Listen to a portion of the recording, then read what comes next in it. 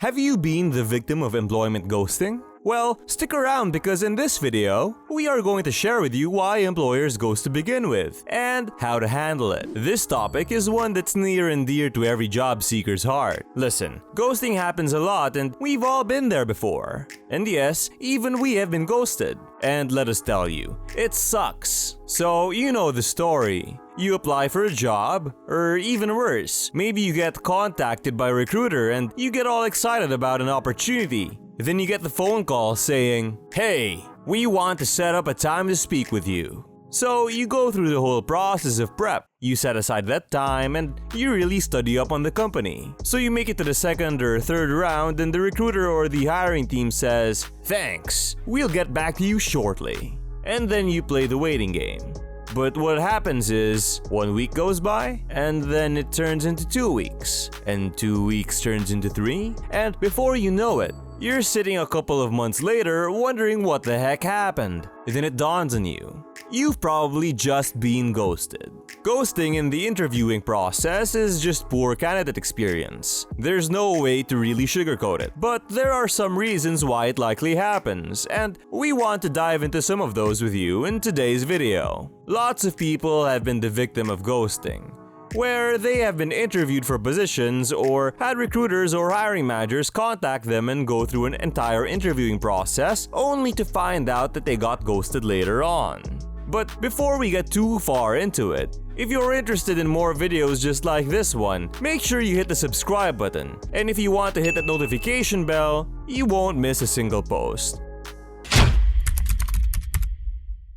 Now, we want to put a little asterisk here and say that we consider it employment ghosting when an employer or a company representative reaches out to a candidate and moves them into a formalized interviewing process and then fails to follow up with them on the status of their application. We do not consider it ghosting when you apply to a role and you don't get a response back. So we want to make that clear. So, the first major reason why we think you've gotten ghosted is due to lazy recruiting or lazy recruiters. Unfortunately, this one's probably the most common reason why. Simply, it takes too much effort. They are too busy doing other things to follow up with you and give you the decency of closing the loop on an interview process that they initiated to begin with. Recruiters who are not organized or don't have a good eye for candidate experience simply won't close the loop with you. No good excuse why they don't do it. They either forgot or simply don't care. But either way, it's a bad look. In some cases, there are bad recruiters, people who are just not very good at their jobs. But there are some forward-thinking organizations that have really put candidate experience to the forefront of their employment process.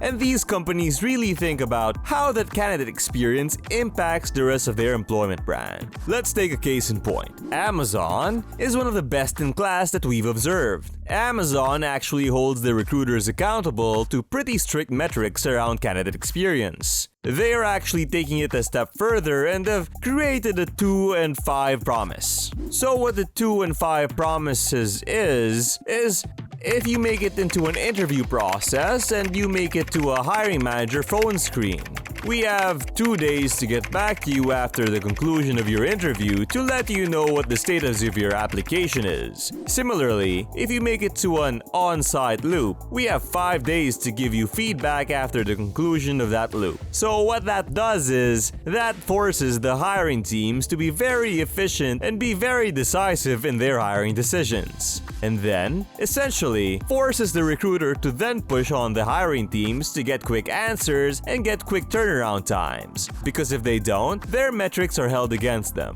Amazon has a really great philosophy and honestly, one that we wish more companies would adopt. They look at it this way.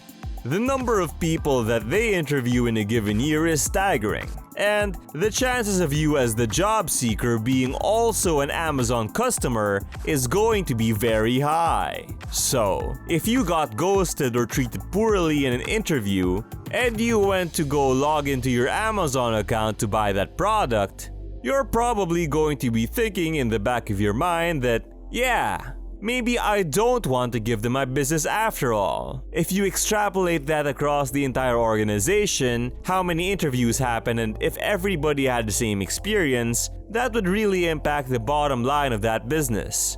If you're a recruiter or a CEO, think in terms of if you are talking to that person across the table and they are a customer of yours, how would you want to treat them?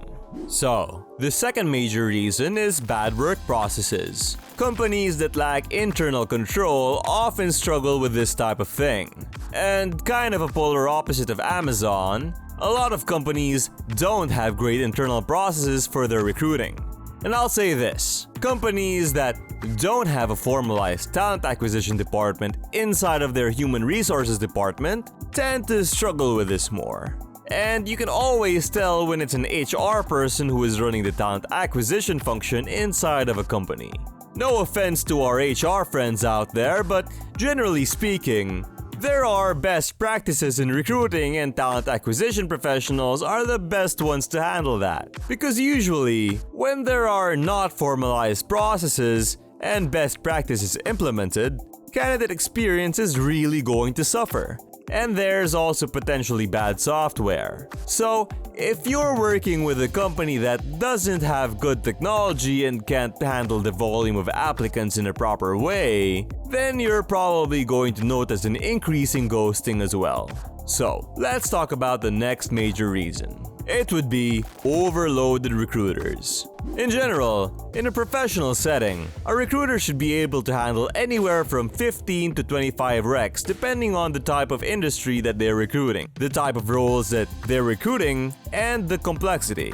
And if they start to go above 25 requisitions that they're responsible for, candidate experience is inevitably going to suffer. And there are some organizations that are putting 40 to 50 recs on a recruiter, which is essentially double the amount of work that a reasonable recruiter can handle. In most organizations, one of the metrics that we're graded on is sending 3 interviewable candidates per job.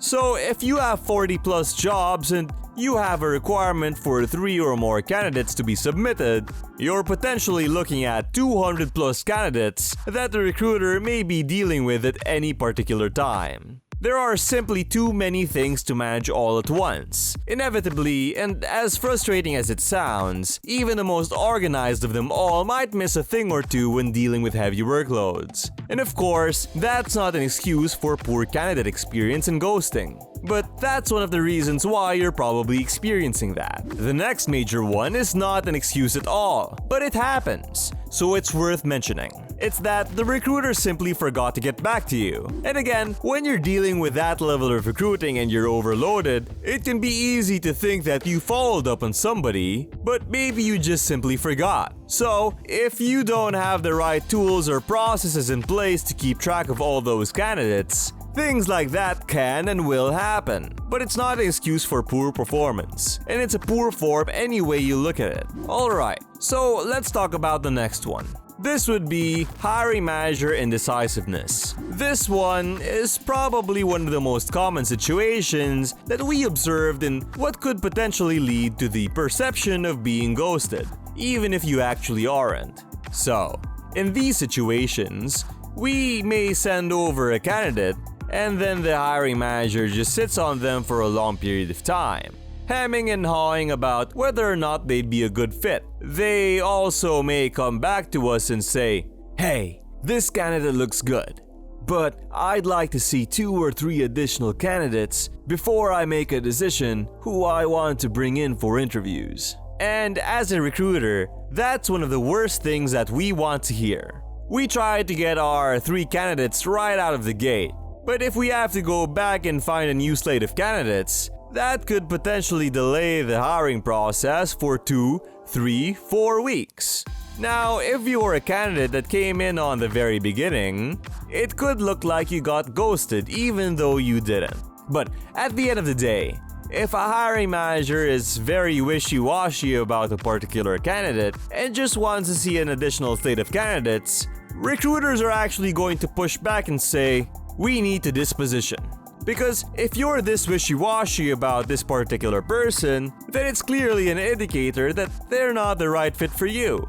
And in a lot of cases, The hiring manager, faced with the reality of losing a potentially decent candidate, but maybe not the perfect candidate, is actually enough to get them to make a decision. Then there's also this hiring manager delays when a hiring manager just takes too long to get back to recruiters. They don't meet their promise of getting back to recruiters in 24 to 48 hours after candidate submission. Another major reason why you may think that you got ghosted even though you maybe didn't is that the position was placed on hold. And there's been jobs where recruiters actively recruited for quite a bit of time and have candidates in process only to have the position placed on hold or rescoped in the middle of it. They want to keep those candidates still active, but they want to see a different level of candidate altogether to get kind of a point-counterpoint. And from a recruiter's perspective, nothing is more frustrating because inevitably, that hiring manager is going to come back to recruiters and say, "Hey, try to keep that candidate lukewarm." They hate it when they say that because there's no good way to go back to a candidate and say, "Hey, we kind of like you, but we don't like you enough to make a decision."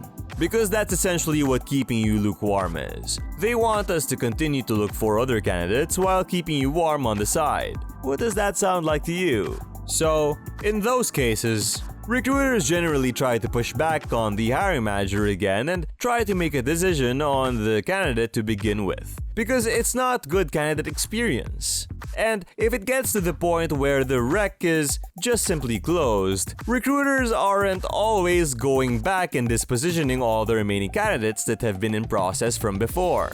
The final reason why you may have gotten ghosted in your job search is because they hired another candidate and didn't close you out. In this case, the recruiter closes out the rec without following up with the other candidates and closing them out as well. This is a symptom of poor work processes or just bad recruiting, but it does happen. Alright, so there you have it. There's the most common reasons why candidates get ghosted. Now listen, we are not a proponent of ghosting on any level. It's the worst kind of candidate experience that you can have. Alright, so what can you do if you think you've been ghosted by the employer? The answer is not a whole lot, unfortunately. Other than sending the recruiter a nudge after a bit of time to see if they got something for you. By doing so, they would be able to check their records and ensure that you are kept up to date on the status of your application. If you find yourself in a situation where you are struggling with your job search, learn some practical tips by watching our video about how to improve interview skills, as it teaches you step by step how to improve your chances and ultimately avoiding getting ghosted and landing you that offer. Make sure you check it out. Appreciate you watching. Make sure you hit that like button, and we'll see you in the next one.